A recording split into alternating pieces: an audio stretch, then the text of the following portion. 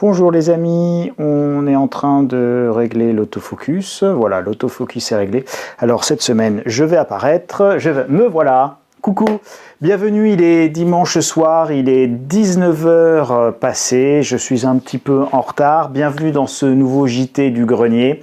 Cette semaine, un sujet extrêmement lourd intellectuellement, mais ne fuyez pas, n'ayez pas peur. Au contraire, c'est un sujet qui est hyper préoccupant et qui interroge beaucoup de gens. Je reçois énormément de courriers, de commentaires sur qu'est-ce que ça veut dire, comment ça va se passer, qu'est-ce que ça implique, qu'est-ce que ça signifie. Et de quoi je parle? Je parle évidemment du grand reset, the great reset. Cela ressemble à quoi? Qu'est-ce que ça peut être un grand reset? Ça va se manifester comment? Ça va se matérialiser comment? Puis alors, je vais même dire à quelle heure, à quel jour et à quelle heure? Est-ce que ce sera le mardi 15 juillet 2021 à 19 h 30 qu'on nous annoncera le grand reset? Est-ce qu'il sera là? Est-ce qu'il y aura une date? Enfin bref, à quoi ça ressemble? Comment ça va se passer? C'est des vraies interrogations quand on voit que ce sujet est en train de monter et puis de manière imperceptible, on est de plus en plus nombreux évidemment à bien sentir qu'il y a quelque chose qui va arriver, qu'il y a quelque chose qui va se passer. Et donc, l'idée du JT du jour du grenier, c'est justement d'essayer de définir, de vous aider à mieux comprendre les contours de ce que peut être ce grand reset. Et donc, ça se traduit encore une fois par la grande réinitialisation, par une grande remise à zéro. Et donc, une grande remise à zéro, finalement, quand on y réfléchit, ça peut faire très peur. C'est sujet, évidemment, de grandes inquiétudes. Et c'est assez logique. C'est la première diapo. Le grand reset fait peur. Et pourquoi il fait peur? Parce que c'est avant tout l'inconnu. Et donc l'inconnu, forcément, ça a un côté effrayant puisqu'on peut y projeter absolument tout et n'importe quoi, le meilleur comme le pire, et donc évidemment, surtout le pire. Et donc, on se retrouve avec des images relativement apocalyptiques quand on parle du grand reset. On imagine un effondrement, on imagine l'apocalypse, on imagine la fin du monde. Or, le grand reset, c'est quoi? C'est avant tout non pas la fin du monde en soi, mais la fin de notre monde, c'est-à-dire la fin de notre paradigme. Et ça, je vais essayer justement intellectuellement, non pas encore une fois de vous asséner des vérités, mais de partager avec vous une démarche intellectuelle, une démarche de réflexion, une mise en perspective des différents éléments que nous avons à notre disposition pour essayer de justement supprimer cet inconnu, voir ce que ça recouvre, ce que ça indique, ce que ça implique, ce grand reset, et comment ça va justement impacter nos vies, se faire, etc. Alors, le changement de notre monde, ça veut dire un changement de modèle, un changement de paradigme. Et un paradigme, c'est quoi? C'est un modèle intellectuel, c'est une représentation du monde. Le paradigme, je vais vous emmener très loin, mais vous allez voir, je pense que tout le monde va absolument tout comprendre. En tout cas, c'est fait pour essayer que tout le monde puisse tout comprendre. Ça vient du latin paradigma, ça on s'en fiche, c'est pour faire 2 secondes d'instant culture, et ça signifie modèle. Et donc, un paradigme, c'est un modèle de pensée.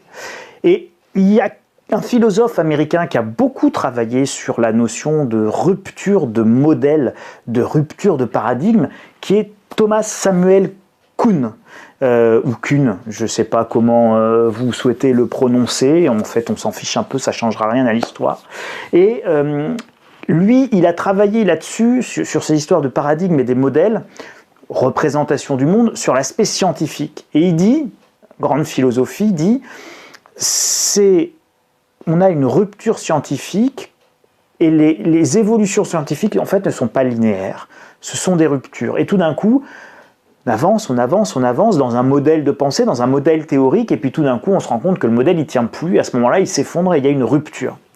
Et donc, c'est ce qu'on appelle un changement de paradigme. Et le grand reset, c'est un changement de paradigme par rapport à notre modèle, parce que notre modèle ne fonctionne plus, notre modèle ne convient plus. Donc en fait, la représentation du monde, qui est une manière de voir les choses, un modèle cohérent du monde qui repose sur un fondement défini, une matrice disciplinaire, un modèle théorique, un courant de pensée. Bon. Aujourd'hui, on a un système économique, on va y revenir. Donc il y a révolution, en l'occurrence, quand Kuhn en parle, c'est des révolutions scientifiques, lorsqu'une théorie consacrée par le temps est rejetée au profit d'une nouvelle. Et pourtant, la Terre tourne, d'accord? Donc là, vous avez une révolution où tout d'un coup, on voit l'univers de manière complètement différente. Donc ça, c'est une révolution scientifique. Mais nous allons vivre, nous, une révolution économique, une révolution sociale, un changement de paradigme très fort. Et c'est ça que implique fondamentalement le grand reset. Et nous allons développer cette argumentation et cette pensée. Encore une fois, vous le dire, ça ne justifie pas, hein. Affirmation ne vaut pas argumentation. Donc, je vais argumenter et progresser avec vous dans les réflexions autour justement du contour du grand reset. Notre paradigme actuel, c'est quoi? C'est un modèle. Et notre modèle économique, comment peut-on le définir? Alors attention, hein, ça c'est ma définition à moi. Il y a du personnel là-dedans. C'est pas la définition vraie, c'est ma manière à moi de voir le monde. Chacun d'entre vous, vous allez à partir de cette définition l'adapter et puis y apporter ce qui correspond aussi à vos convictions, ce qui correspond à votre vision du monde. Mais bon, globalement, je pense que cette définition, elle va parler à la plus grande majorité d'entre vous, quand bien même vous amenez des choses, vous en retirez.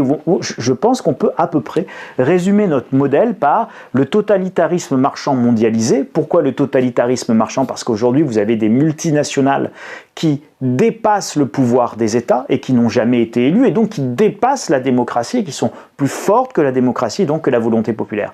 En d'autres termes, les entreprises imposent leur volonté à des peuples qui ne les ont pas ni choisis ni élus. Donc c'est une forme de totalitarisme marchand qui est par définition aujourd'hui, on le voit, qui est mondialisée. C'est parce qu'elles sont mondialisées et qu'elles sont énormes et que Apple, Amazon, etc., c'est plus de 1000 milliards de dollars de capitalisation. C'est le PIB, c'est beaucoup plus que le PIB de très nombreux pays de la planète. Donc vous imaginez la puissance de ces multinationales.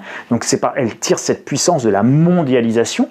C'est basé sur une croissance infinie dans un monde fini. Alors pareil, certains diront mais c'est pas vrai, le monde il est pas fini, on peut aller à la conquête des étoiles, exploiter les ressources de la planète Mars, on peut même capturer les astéroïdes parce que la NASA travaille dessus. Tout ça est vrai, mais c'est vrai à l'état théorique. Pour le moment, nous sommes dans un monde fini et notre système économique repose quand même sur une croissance infinie, reposant sur une création de dettes d'aujourd'hui qui seront remboursées par les profits de demain.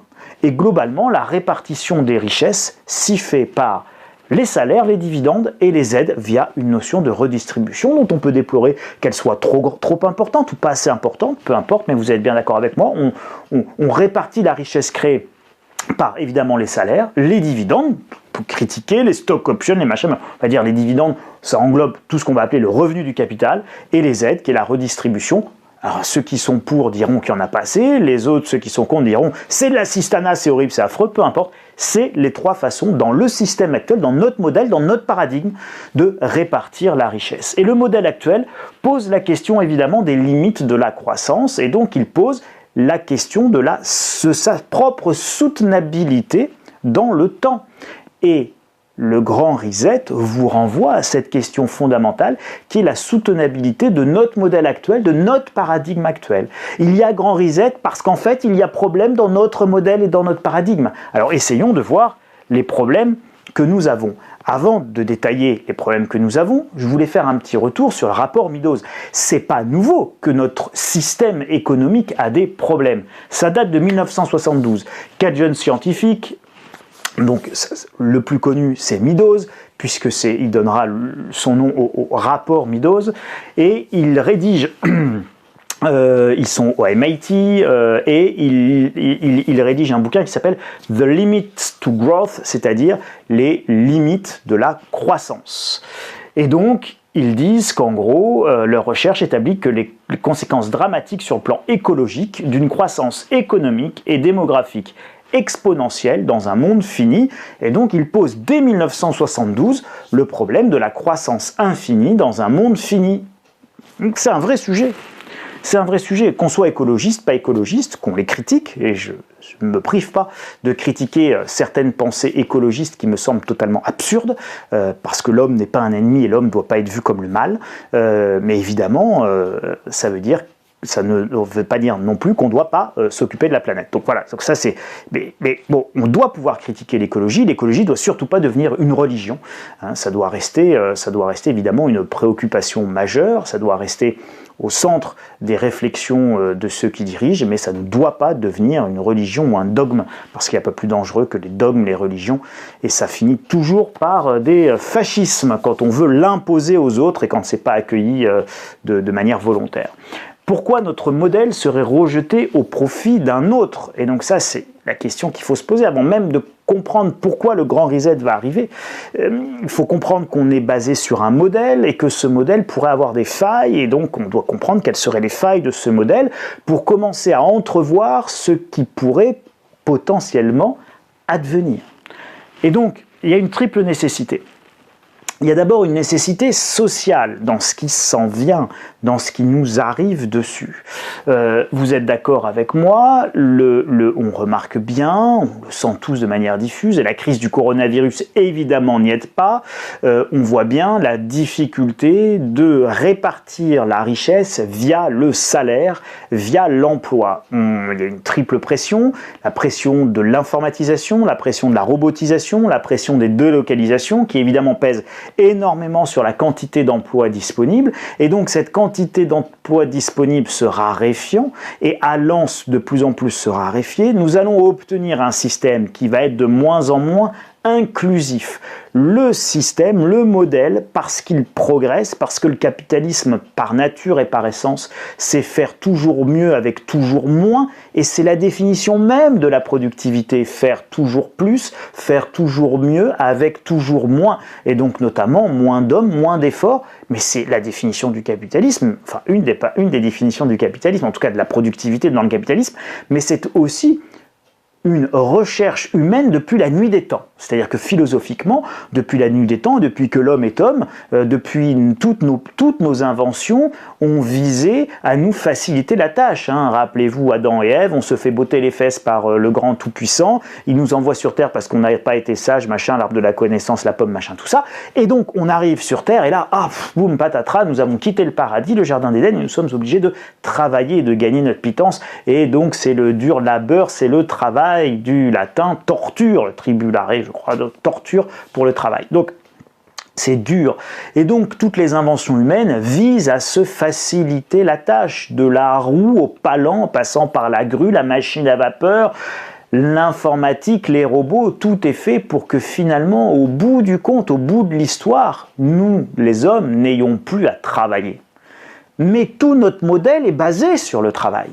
L'entièreté de notre modèle social, de notre modèle économique, de notre modèle fiscal, tout est basé sur le travail. On taxe les revenus du travail, on met des charges sociales sur le travail, on aide ceux qui n'ont pas de travail, on a une assurance chômage pour celui qui ne peut pas travailler, donc recevoir des revenus du travail.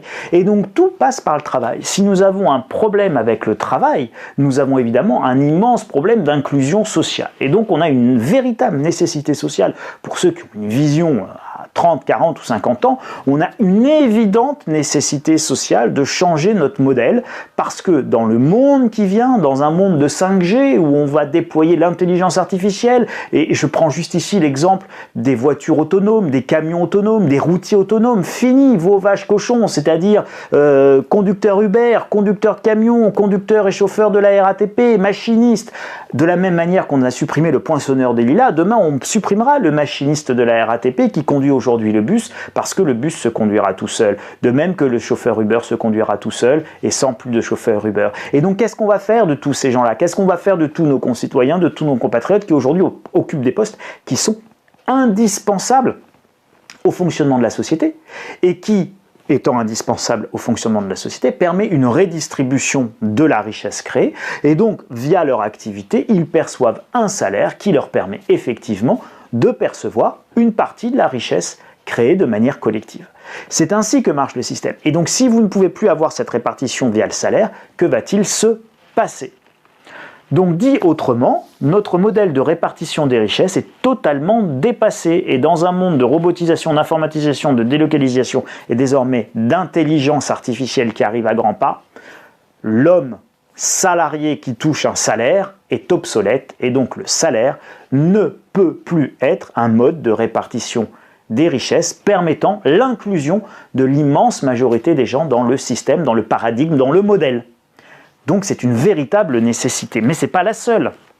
Vous avez également une nécessité monétaire et vous allez très bien la comprendre, la monnaie et la dette. Or, ce qu'il faut bien avoir en tête, c'est que dans notre système de croissance, toujours plus de croissance, on finance aujourd'hui en créant de la monnaie qui repose sur de la dette en fait. Pourquoi on dit que la monnaie est de la dette? Parce que vous allez, on va prendre le cas de l'immobilier, vous allez voir votre banquier, vous dites voilà, prêtez-moi 150 000 euros, c'est le montant moyen de l'emprunt de crédit immobilier pour un achat, voilà, c'est le montant moyen de l'achat en gros et du montant crédit du moyen, c'est 150 000 euros.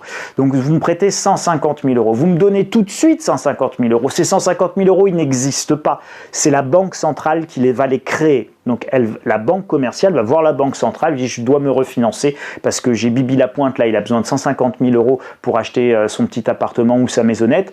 Et donc moi évidemment je les ai pas, donc passe-moi 150 000 euros. Donc la banque centrale passe 150 000 euros à la banque commerciale et cette banque commerciale elle vous redonne les 150 000 euros. Il y a donc un processus de création monétaire. Ces 150 000 euros, vous allez les filer à votre vendeur, vous achetez votre appartement, votre maison et vous allez la rembourser sur 20 ans. Et dans 20 ans, en fait, ces 150 000 euros qui ont été créés vont être stérilisés, puisqu'en fait, quand vous allez les rembourser, ça va venir éteindre la créance que vous avez auprès de la banque commerciale, et la banque commerciale va aller rembourser la banque centrale. Au bout du processus, il n'y a pas de création monétaire, donc il n'y a pas d'inflation. Cette opération de remboursement, ça s'appelle la stérilisation de la création monétaire. Mais la monnaie, c'est de la dette. C'est-à-dire qu'au départ, la monnaie qui circule, elle repose sur un endettement. Et cet endettement, il va être stérilisé de quelle manière ? À partir de vos remboursements. Et vos remboursements, c'est quoi? Eh bien, c'est vos revenus futurs. C'est les revenus du travail futur. C'est donc les revenus des 20 prochaines années que vous allez percevoir, votre capacité d'épargne des 20 prochaines années.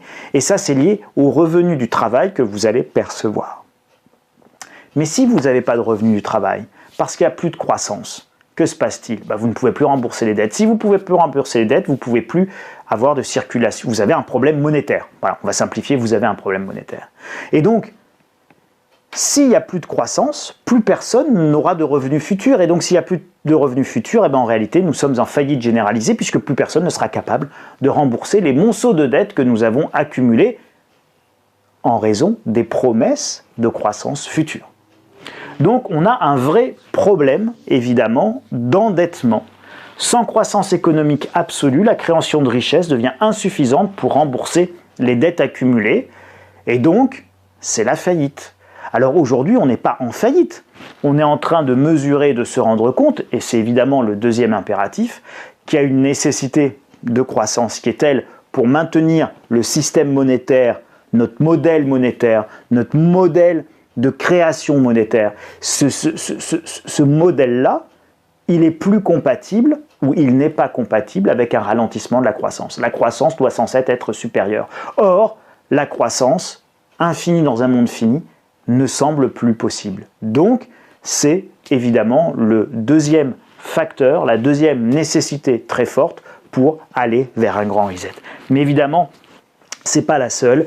Et la dernière, qui est pour certains la plus importante, qui est évidemment la nécessité environnementale et qui nous amène la croissance infinie dans un monde fini, c'est la croissance soutenable, ce n'est pas plus possible, pas plus que le développement durable, pollution, raréfaction des ressources, etc.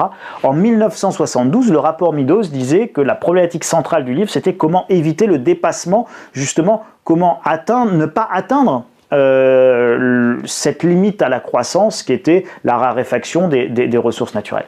Et en 2004, ce rapport Meadows, il a été réactualisé, refait, retravaillé par les mêmes auteurs, et donc la réflexion, c'était maintenant comment procéder pour que nos activités ralentissent et puissent tenir dans les limites de la planète. Ah, c'est très intéressant ça. Comment peut-on procéder pour que nos activités ralentissent? Que nos activités ralentissent, les amis. J'insiste évidemment volontairement dessus parce qu'on commence à voir poindre un petit peu les causes du grand reset. Et donc si on commence à mieux comprendre les causes du grand reset, eh ben on va être en capacité de mieux comprendre la manière dont il va se présenter à nous, la manière dont il va s'organiser, ce qu'il va recouvrir comme réalité, et donc évidemment les impacts pour notre vie. Organiser le ralentissement des activités humaines, c'est ça le grand reset. C'est l'organisation collective du ralentissement de nos activités humaines pour que ça puisse tenir dans les limites environnementales de la planète. C'est donc organiser la soutenabilité de nos activités. C'est donc ralentir, c'est donc aussi organiser la décroissance. Et donc, ça va être organiser un nouveau modèle, un nouveau paradigme qui puisse prendre en compte ça. Alors, beaucoup vont dire, mais c'est une excellente nouvelle. Oui, ça peut potentiellement être une très belle et une très bonne nouvelle, parce que l'humanité peut y gagner, ou l'humanité peut y perdre considérablement. Et ça peut être une très mauvaise nouvelle, et ça peut être le meilleur comme le pire, et tout dépend ce qu'on va en faire, et tout dépend ce que les grands mamamouchis en haut, bien loin de tous les débats démocratiques, ont prévu pour nous. Je m'explique. Je vais vous donner et partager avec vous quelques exemples de modèles alternatifs, de paradigmes possibles, autres que celui dans lequel nous vivons aujourd'hui. Tous ne se valent pas, et vous allez très vite le comprendre. Je vais commencer par le paradigme ou le modèle le plus abject, le plus dégueulasse, qui est le Khmer vert, le modèle, ce que j'appelle le modèle des surnuméraires. Alors là, vous voyez peut-être pas, mais je vous lis, c'est sur un article que vous tapez sur votre moteur de recherche préféré, surnuméraire, comment vous êtes de trop et pourquoi il faut vous tuer. C'était un petit conte, une petite histoire que j'avais racontée là-dessus. Donc c'est le Khmer vert avec IA, donc intelligence artificielle compatible, tendance sur homme, transhumanisme, autres joyeusetés. Donc en gros, c'est l'homme est un virus pour la nature, la planète n'a pas besoin des hommes, c'est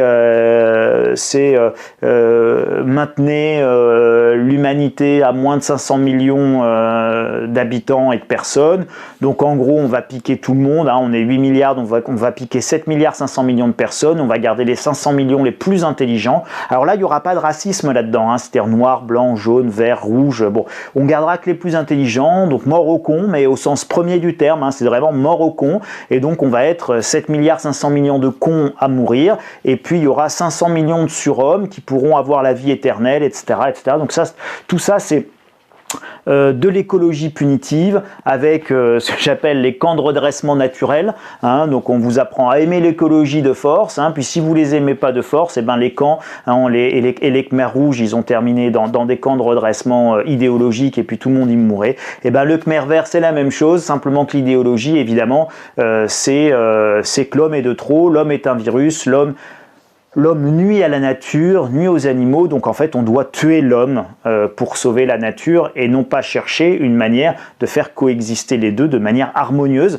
ce qui évidemment en tant qu'humanisme, moi, est le chemin que je souhaiterais. Donc voilà, donc ça c'est juste pour vous montrer ce que ça pourrait être que le pire. Voilà, donc là encore une fois je ne vous dis pas que c'est ce qui va arriver, je vous dis voilà un modèle, on peut réaliser un modèle extrêmement cohérent en disant voilà, on va déployer des techniques d'immortalité ou en tout cas qui vont nous permettre, on va pouvoir avec les cellules souches tout simplement cultiver de nouveaux organes, des nouveaux cœurs, etc. Donc faire nos pièces détachées avec nos propres cellules souches qui seront compatibles, il n'y aura pas de rejet, il n'y aura pas de machin, on va soigner le cancer, etc. Donc là où l'homme aujourd'hui vit 80 ans ou 70 ans quand il est bien soigné, ben on va être capable de vivre 200 ou 300 ans, mais on ne peut pas être 20 milliards évidemment à vivre 300 ans, donc pour pouvoir vivre beaucoup plus longtemps, il va falloir qu'on soit beaucoup moins à vivre beaucoup plus longtemps, donc il va falloir tuer beaucoup de gens. Voilà. Donc par exemple, hein, donc, vous voyez, on peut définir un cadre conceptuel parfaitement cohérent, un modèle cohérent qui va être totalement abject et absolument immonde. Alors après, on peut avoir le modèle de l'économie de la fonctionnalité. Et l'économie de la fonctionnalité, c'est quoi? C'est la vente de l'usage. D'accord? C'est la vente de l'usage.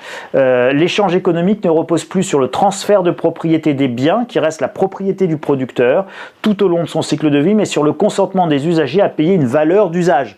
En gros, l'économie de la fonctionnalité, c'est super bio, c'est super écolo, t'es propriétaire de plus rien, et là il y a tous les gens avec une sensibilité de gauche, ouais c'est bien, l'absence de propriété, c'est trop super, parce que la propriété c'est mal. Et pourquoi c'est mal la propriété? Parce que l'un des problèmes de l'économie de l'usage, c'est que vous êtes locataire à vie de tout. Donc évidemment, le jour où j'ai besoin d'une bétonnière, et n'utilisant pas une bétonnière quotidiennement dans mon grenier, j'ai peu d'intérêt évidemment d'aller acheter une bétonnière. C'est pour ça que vous avez des sociétés comme Kiloutou. D'accord? Donc Kiloutou, il vous loue tout ce qu'il faut et tout ce que vous n'avez pas au quotidien parce que vous n'en avez pas besoin. Donc cette économie de la fonctionnalité là, en fait, elle est déjà, vous l'utilisez déjà quotidiennement. Et quand vous allez louer quelque chose que vous n'utilisez pas de manière classique, vous faites une opération économique qui est intelligente. On a une bétonnière, elle est mutualisée entre X milliers d'utilisateurs, une ou deux fois par jour, enfin un ou deux jours, 3 ou 4 fois par an, quoi. Bon, pareil quand vous louez une camionnette, machin, etc. Moi, j'ai pas besoin d'avoir ma camionnette en permanence. J'ai mon Dacia, ma Dacia Logi pour ça. Bon, et puis quand j'ai besoin de plus gros, bah, je vais chez machin Leclerc ou machin Carrefour ou machin Inter. Et là, on vous file une camionnette pour 10 ou 12 euros par jour. Et puis vous faites votre déménagement, votre machin, votre truc. Bon. Donc, évidemment, on va collectiviser la propriété de choses dont on n'a vraiment pas besoin au quotidien. Et là, c'est très pratique, c'est très écolo, c'est très bio, c'est super. Mais vous voyez bien que si vous faites ça pour tout, vous êtes en fait dans une location permanente de tout. Donc vous vous retrouvez avec un abonnement pour votre voiture, vous vous retrouvez avec un abonnement pour Internet, pour votre téléphone, pour votre smartphone, pour votre fauteuil, pour votre chaise, pour votre lit, pour tout. Et en fait, vous êtes locataire de tout et vous n'êtes plus propriétaire de rien. Or, la propriété, c'est pas mal en soi. La propriété, quand elle est menacée par la société de l'usage, ça conduit au servage. D'accord ? Il faut bien avoir ça en tête. La propriété, elle affranchit. D'ailleurs, l'intérêt de l'accumulation du capital, c'est exactement ça. C'est qu'à un moment donné, vous êtes propriétaire de votre voiture. Tout le monde cherche à acheter sa voiture, sauf ceux qui n'en ont pas besoin parce qu'ils n'en ont pas l'usage. Mais tous ceux qui ont l'usage d'une voiture, ils cherchent à en être propriétaires parce que c'est beaucoup plus économique. Pourquoi c'est beaucoup plus économique ? Mais parce que la société qui produit et qui vous loue, bah évidemment, elle vous le loue plus cher avec un profit. Donc si vous utilisez votre voiture tous les jours, eh ben, c'est beaucoup plus rentable évidemment d'acheter votre voiture que d'en être locataire. Pourquoi les gens achètent leur maison ? Pas parce qu'au final, c'est plus rentable d'être propriétaire de sa maison, et puis une fois qu'on a fini par payer son remboursement d'emprunt, eh bien on a un capital de côté. Et une fois que sa maison elle est payée, on n'a plus de loyer à payer. Donc on s'est libéré d'un certain nombre de contraintes financières. Donc attention, dans le modèle de l'économie de fonctionnalité qu'on peut trouver extrêmement écolo en disant « ouais mais c'est génial, on n'est plus propriétaire de rien, la propriété c'est pas bien, machin, etc. » Eh bien vous avez le corollaire qui est « attention ». Vous avez une société de l'usage qui peut très vite se transformer en société de servage. Et de vous à moi, c'est exactement ce qui risquerait de se passer si on propulsait un modèle comme celui-là, parce que les grandes sociétés multinationales, elles n'ont absolument pas l'intention de vous louer les trucs à prix coûtant, parce que c'est ni des associations loi 1901, ni des ONG, d'accord ? Donc elles sont là pour faire du profit.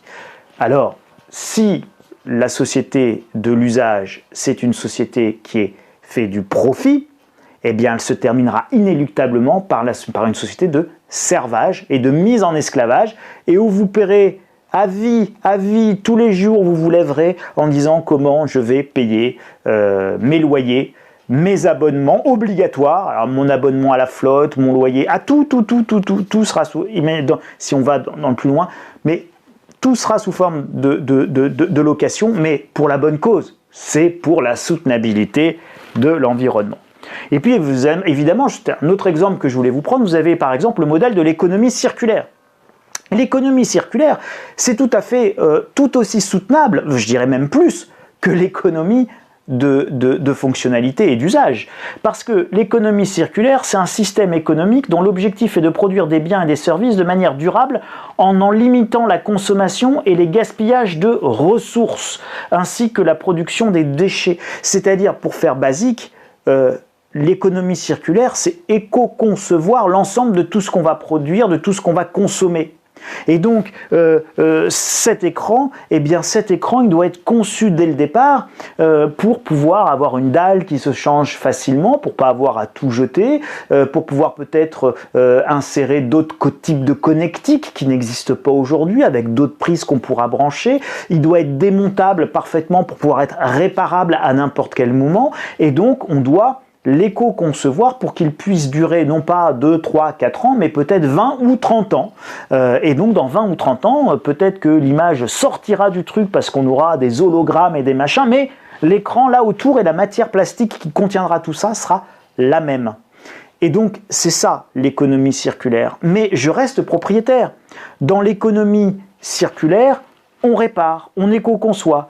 On crée même des emplois évidemment qui sont non délocalisables, puisque si je dois réparer cette télé, je dois la réparer là, ici, maintenant, cet écran, et donc je vais avoir un réparateur en bas de chez moi, puis 2 réparateurs, puis 3 réparateurs, et pareil pour les machines à laver le linge, la vaisselle, etc. Tout ça, ça doit être éco-conçu pour être réparable, mais pour être aussi upgradé, c'est-à-dire évolué. Prenez le cas par exemple des ordinateurs qui sont là, eh bien on doit pouvoir changer les disques durs, changer les mémoires, rajouter de la mémoire, changer les microprocesseurs et donc rendre évolutif pour qu'on ne jette pas à la poubelle 10 kg de matière, mais qu'on en rajoute et qu'on en retire quelques grammes pour upgrader l'élément et donc le conserver et augmenter sa durée de vie. Vous voyez bien que le modèle économie de la fonctionnalité ou le modèle économie circulaire, ça n'a rien à voir. Et pourtant, dans tous les cas, on est dans une approche où on veut rendre soutenable et permettre d'organiser le ralentissement des activités humaines. Et si vous rajoutez le modèle du pire, celui des surnuméraires, et ben là, pour réduire l'impact ou pour organiser le ralentissement des activités humaines, on ralentit tout simplement le nombre de gens en vie, quoi. Bon, donc vous voyez, on peut arriver au même résultat avec des modèles conceptuels totalement différents.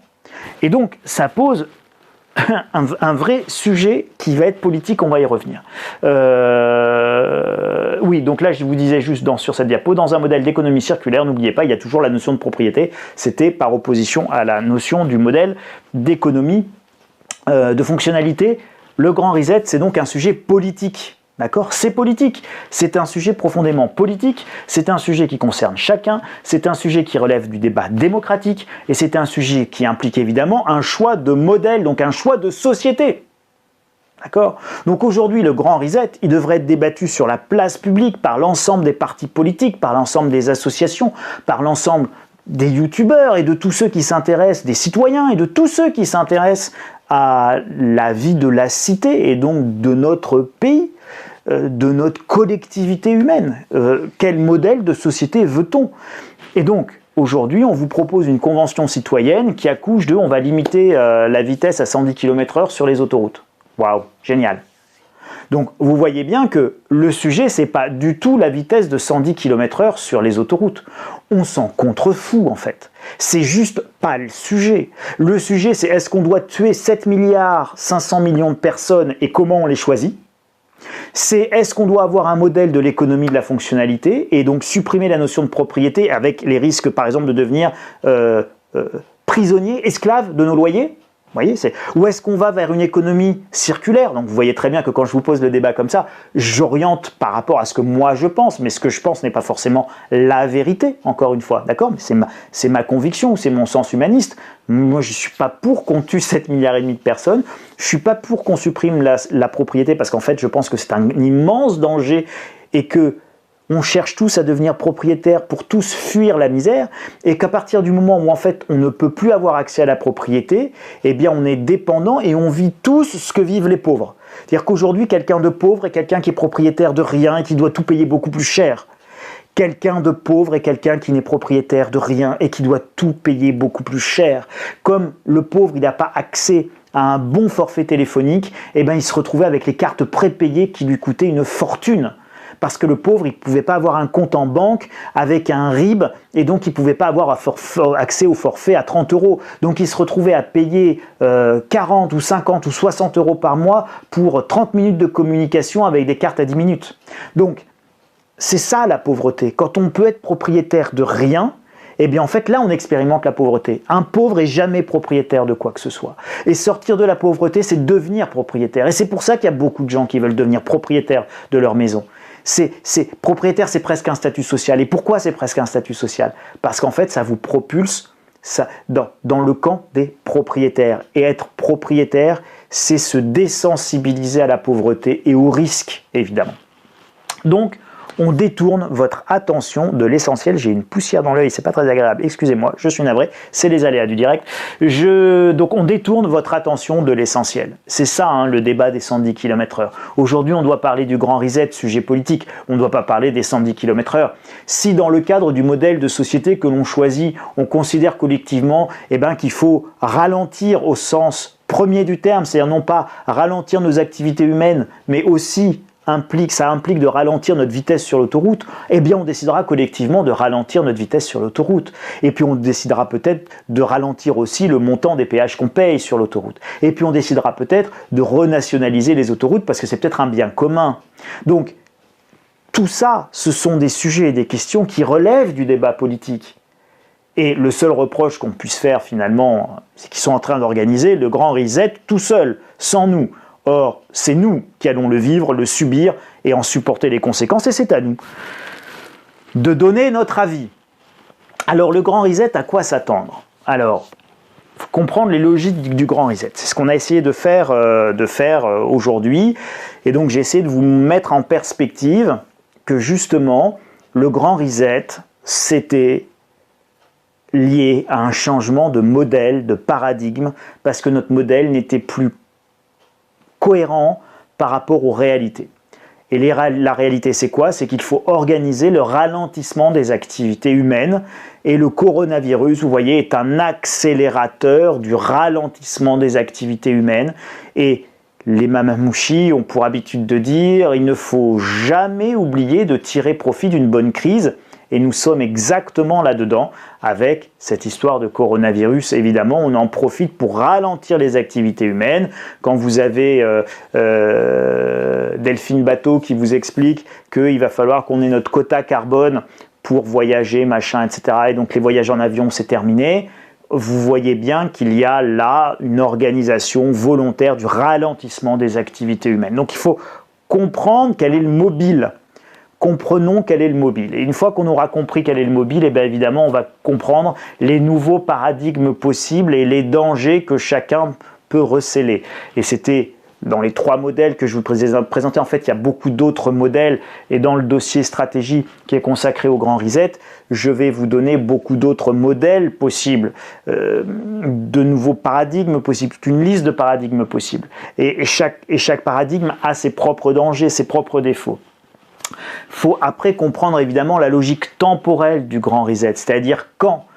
Encore une fois, mardi 15 juillet à 7h45, un peu plus tôt ou un peu plus tard. Et donc, quelle est la dynamique de ce grand reset?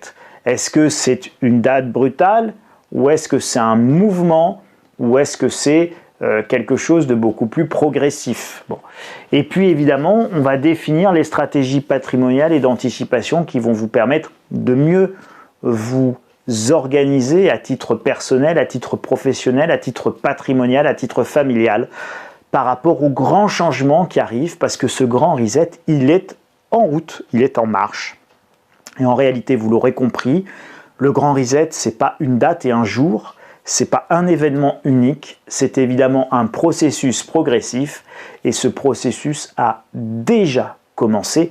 Et c'est pour ça qu'en fait, on vous en parle maintenant beaucoup, même dans la presse, le mot sort, le terme sort, et c'est pour ça que sur le site de Davos, eh bien, c'est vraiment quelque chose d'incontournable. Voilà, c'est le forum de Davos consacre maintenant quasiment la totalité de ses propos, de ses conférences, de ses actions à la thématique du grand reset. Il n'y a pas que la directrice générale du FMI qui en parle. Christine Lagarde l'a évoqué sans utiliser le mot en disant que tout allait radicalement changer.